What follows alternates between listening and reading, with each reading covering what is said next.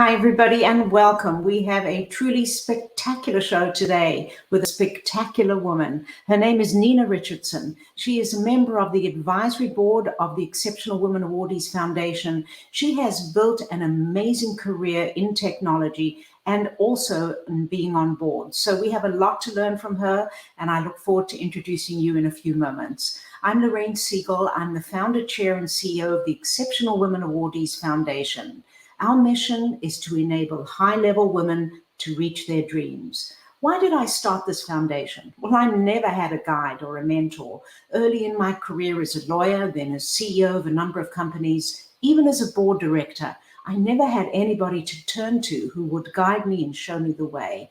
And I wanted to be sure that women who walk the road less traveled, as I have and Nina has, would always have a group of women leaders who would advise them and help them to reach their dreams. That's exactly what we do at the Exceptional Women Awardees Foundation. And so it gives me great pleasure to introduce you to my friend, advisory board member, and spectacular human being, Nina Richardson. Welcome, Nina. Hi, Lorraine. Thanks for having me. I'm so excited to have our talk today. I am too. And I want to know all about your life. So we'll have to get right into it. How did you get into technology? Was it something you dreamed about as a little girl? You know, I have to say, I didn't have that lovely story that I dreamed about something and it showed up in my life. I ended up going to Purdue, which was an engineering school. And since I had done well in math and science, they said you should be an engineer. And so that's kind of what happened. Technology in the 80s wasn't what technology is today. So we didn't really feel like we were choosing a technology career, but really more of a corporate or industrial kind of job. And right out of college, I ended up moving to the Bay Area, which was really the hot seat in Silicon Valley of technology. So I think technology found me more than me actually choosing a career in technology.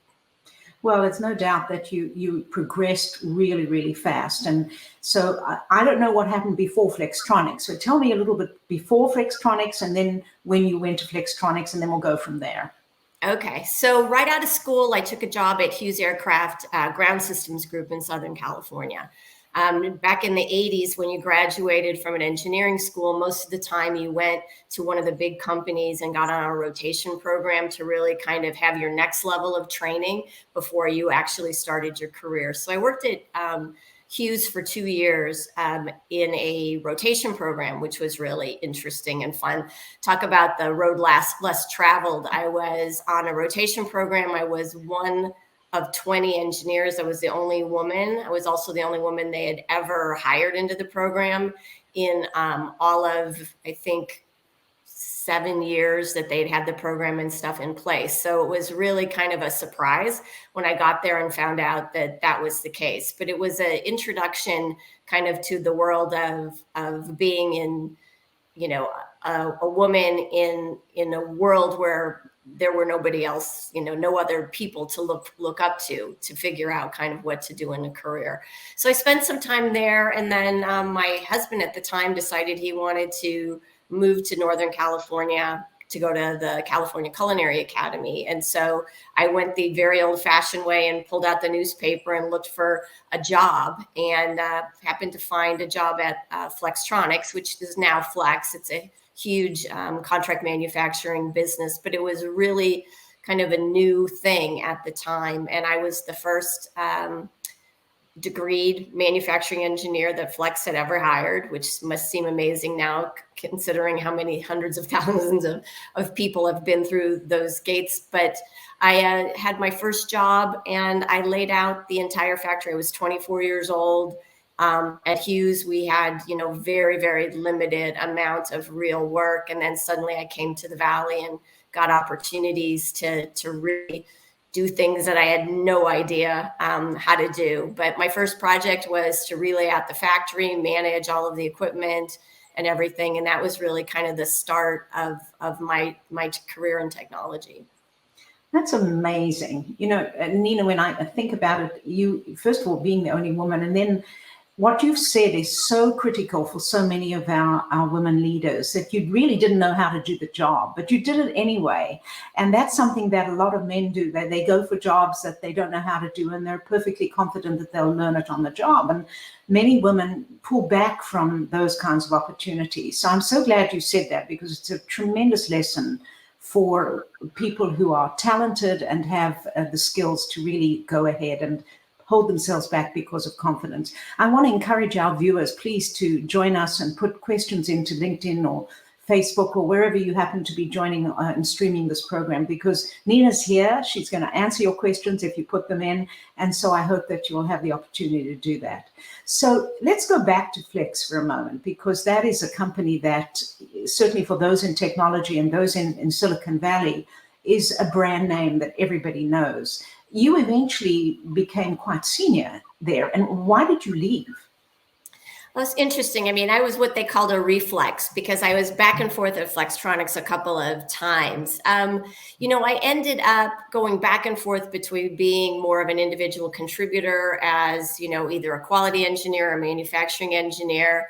Then I spent a lot of time externally focused as well. I ran program management and spent a lot of times with customers and grew the business and stuff as well. So kind of over time, my career kind of bounced back and forth between being kind of more internal, technically focused, and then external customer focused. I had tons of opportunities at Flex. I actually had great mentors, great sponsors when I was there. But my real big probably breakthrough at Flex was that I took a job as a plant manager. And at Flex, running a factory was really kind of where it was at the business, which is one of the things I always tell people is, if you're going to be at a company, try to be right in the middle of where all of the action is. And so I took on a role as a VP general manager, running a factory, several factories actually in Fremont, California, and also in Guadalajara, and had just a fabulous time doing that. It was probably one of the scariest, most fun opportunities that I ever had. We grew the business from, probably a couple of $100 million into close to a little bit over $1 billion in business, had 2,000 people in the factories. And it was just a tremendous amount of fun and interesting times. I ended up leaving Flex because at that point, I actually considered that I was going to retire.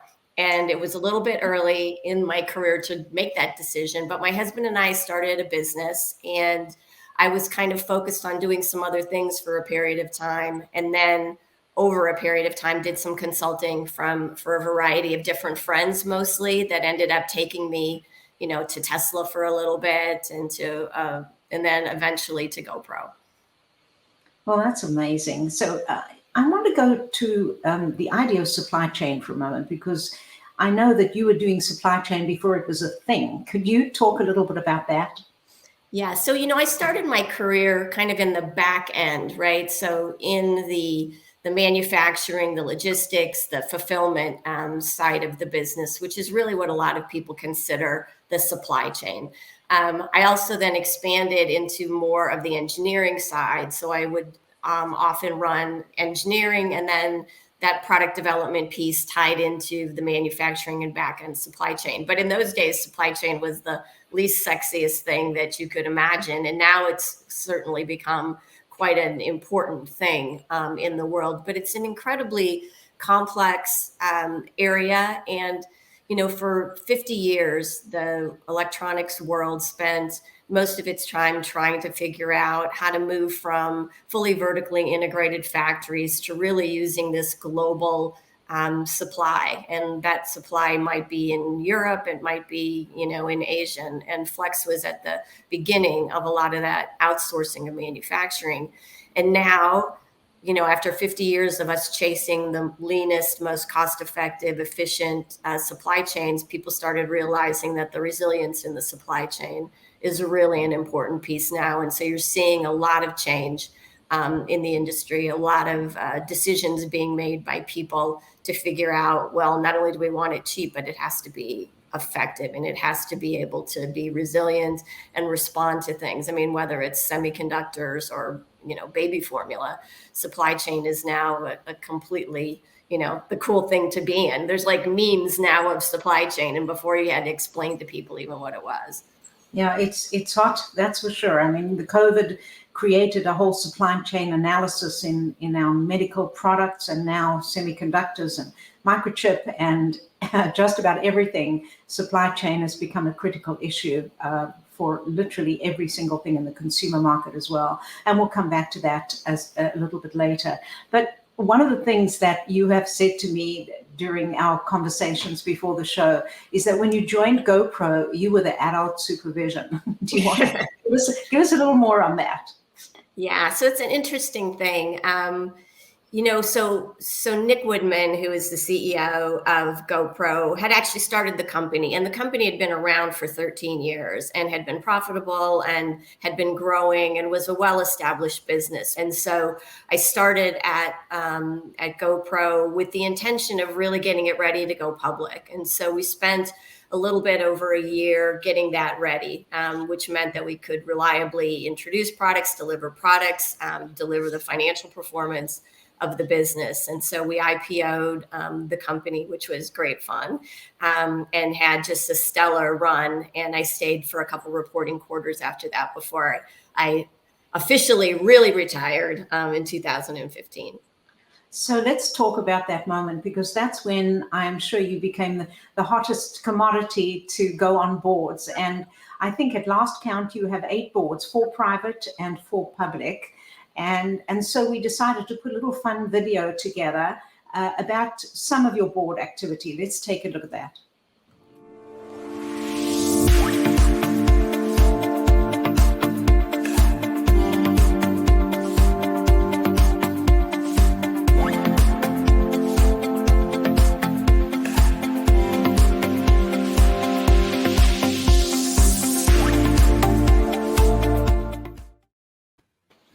Impressive.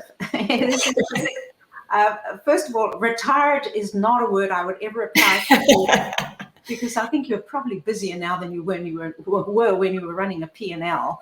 But talk a little bit about the first board you went on, and then how your board career has evolved, because many of our EWAs, and I know many of our viewers, are very interested in that for themselves as well.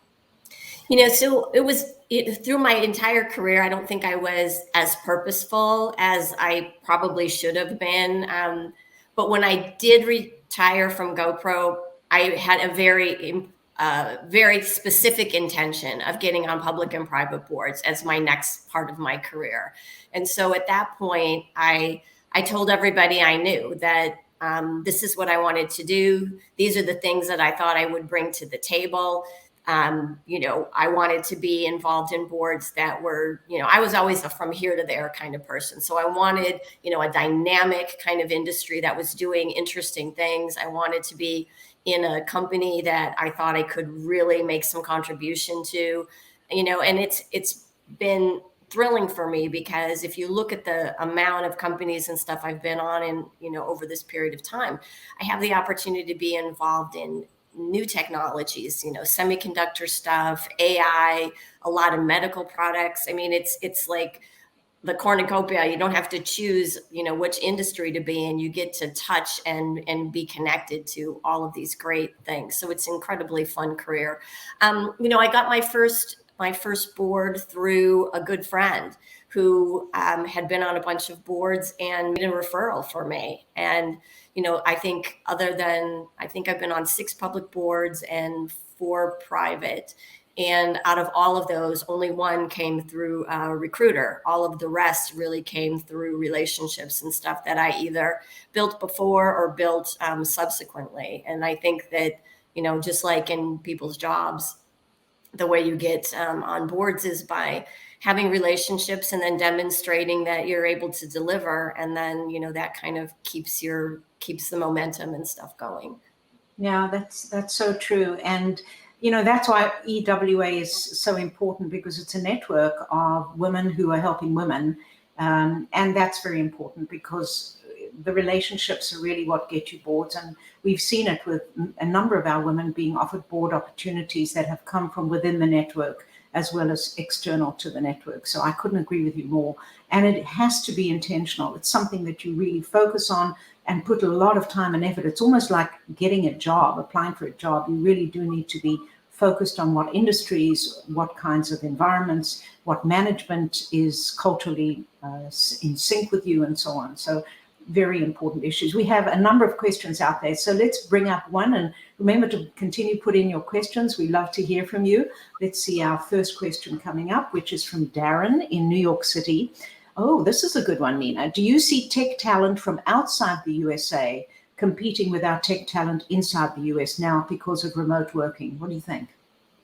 Well, I think it's interesting. I mean, to me, the biggest thing that we've seen in the companies that I've been involved with is the fact that now that there's remote work, they've been really looking, across the United States totally for people to come in to work for them where they would have never considered anything outside of their metro before.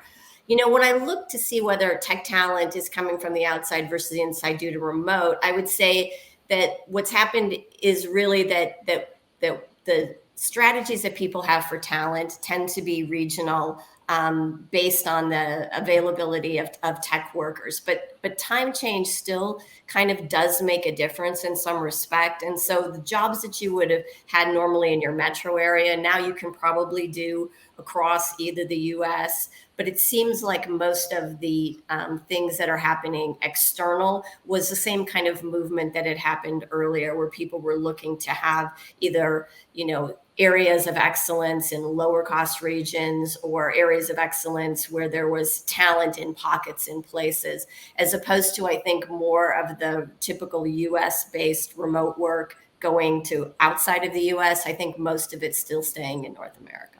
Well, that's interesting to hear. And certainly when you put remote work outside the US, you take into account the country risks that you have to deal with if things blow up there. And we've certainly seen some of that with what's going on in Ukraine and Russia at the moment. There's another question, which actually there are a few more. So let's put up one more here from Colette. Oh, this is another good one from Windermere, Florida. Thanks, Colette. How did you balance having children and your career? And I know you have a beautiful family. So tell us about that.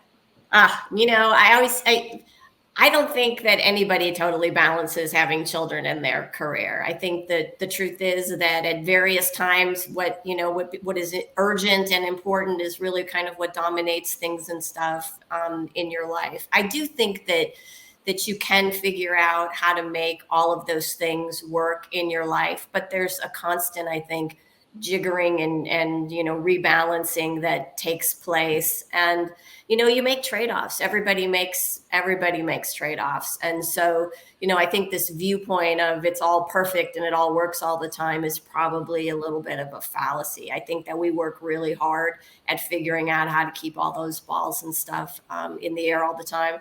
I did a lot of outsourcing of things. I had a lot of help along the way, and I think that that's what kind of makes things work. Otherwise, you drive yourself kind of crazy. But I was always, I'm an operations person. I was always pretty anal retentive. In the mornings I laid out all my kids' clothes, and I had schedules and papers and communication devices and all kinds of things. But I think it's a challenge, and it's a difficult thing increasingly for men and women, and to really balance their families and their outside commitments with their work lives.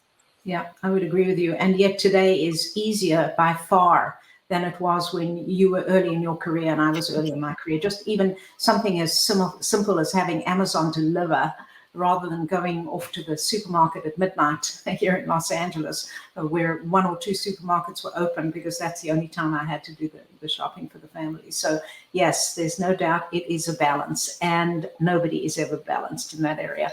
Let's get up another question. I know there are a few more and I want to honor our viewers. Thank you so much, Lance from Cleveland. How has board service changed post-COVID? I think that board service has changed not just because of COVID, but because of so much of what's going on in the world. We talked a little bit about getting on boards and the service associated with being on boards. But one of the really interesting things is I spend a ton of time getting educated, and staying kind of up to date on what's going on in ESG and in climate and in, the Great Resignation and all of the kinds of things that are affecting businesses now, I think are particularly important. But if you look at board service specifically, I would say COVID brought up a couple of very specific things. One was the supply chain, which we talked about before, which was suddenly, COVID would hit in different parts of the world, and then suddenly factories were shut down and ports and stuff were clogged, and the logistics of getting everything was difficult. And so, that was one of the things with COVID. The other thing was people's real approach to their workforce changed in a variety of reasons, whether it was keeping your people safe, making sure that they had access to vaccinations in different parts of the world or access to healthcare, figuring out how do people now work remotely? When do you bring people back into the office? I mean, these were conversations that we never had in the boardroom really at that level before. And now, human capital management is one of the things that we pay tons of attention to. And then just really the workforce, which was important from the standpoint of, resources, but now this viewpoint that we have obligations, not just to our investors, but obligations really to our workforce, obligations to society, obligations to the world, I think that we hadn't really considered in the same fashion before. No, there's no doubt. It's a very different world, and ESG is definitely the hot item. And it's not something that people are necessarily educated about. So I'm so glad to hear that you're educating yourself. I have been doing so on my boards as well. And I think a lot of boards are now bringing in outside experts to help their board members come up to speed. There's another question which came in from Mika, I think it is. And there it is, Mika from Westminster in Maryland. Thank you, Mika. And she asks, does the Ukraine-Russian conflict affect any of the companies on whose boards you serve? And if so, how? Well, interestingly enough, probably within 24 hours of the invasion in Ukraine, almost every board immediately said, well, what are we doing? What do we do in Russia? What are we doing in Ukraine? Do we have employees there? Do we have business there? And I would say without, fortunately, a lot of my companies did not have significant issues and stuff to deal with. But even if they had minor issues to deal with, they all immediately dealt with those kinds of issues. People stopped doing business in Russia who had done business earlier. People looked to relocate employees who were in Ukraine or who were in Russia in order to accommodate that. I think the other thing that happened is we started looking at what are the risk factors to global conflict in the world. And, increasingly, we talked about semiconductors before being an issue. Well, now you've got a lot of the materials associated with semiconductor manufacturing that actually come from Ukraine or from Russia. And so people are really starting to look and go, well, what do geopolitical issues mean, not just the Ukraine-Russian conflict, but potentially, conflicts with China as well. So I think the geopolitical situation has really brought a lot more risk conversation into the boardroom than we've ever had before. I would agree with that. And I think one of the other things that's happening is that companies that are domestic, national, are not global, are also having those conversations, because many of the supplies and products and components that they use come from elsewhere. So even if they themselves consider themselves a local company, they may actually be affected by this. So it behooves all of us to become educated. To go back, thanks, Mika, for the question, to go back to the question of women in technology. There's been so much written, and there's certainly more women in technology than ever before. Do you have any thoughts about that, past, present, and future, Nina?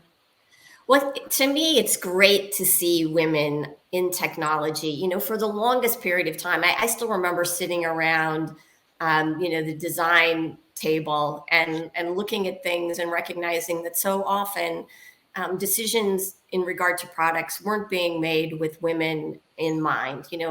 Nobody looked at, well, will women's hands be able to open this case? You know, all of the kinds of considerations in technology that tended to just not be top of mind because people just didn't have a perspective of what it was like to be a consumer from, you know, from a technology standpoint. So I think it's great to see, especially more and more women in product management and in product development.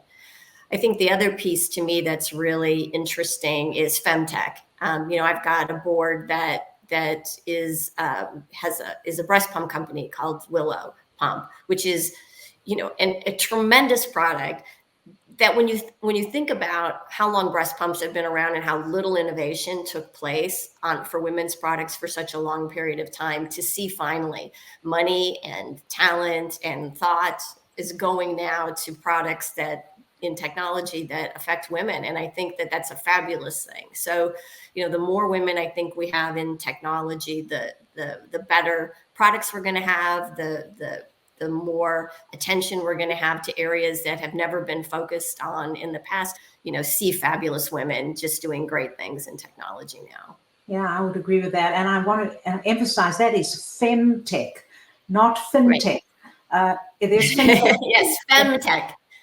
But Femtech is kind of a new term. I haven't heard it too often. So I'm so glad you said that. And that is very, very interesting, because when you look at products that are bought specifically by women, which is cosmetics, beauty products, and so on, very often they're run by not women and by men, and it's just challenging because their consumer is not necessarily being thought of in quite the same way. So I love that, and I think that's fantastic. So Nina, we only have a few minutes left, but I want to know, what would you do differently if you could have your life again, and what would you keep it exactly the same?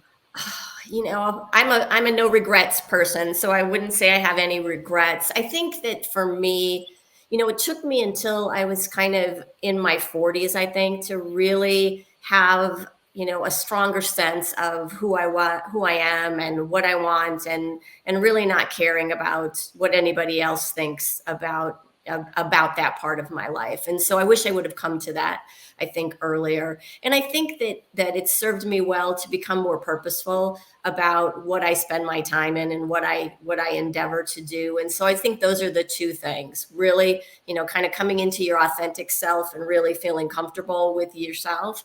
And then secondly, you know, really going after and pursuing the things that you care about, that you think are important. Those are the things, to me, I wish I would have done earlier. Well, it's interesting. I only came into my own really in my 50s. And now at 74, I'm in the happiest part of my life that I've ever been in. So I think that's a wonderful lesson.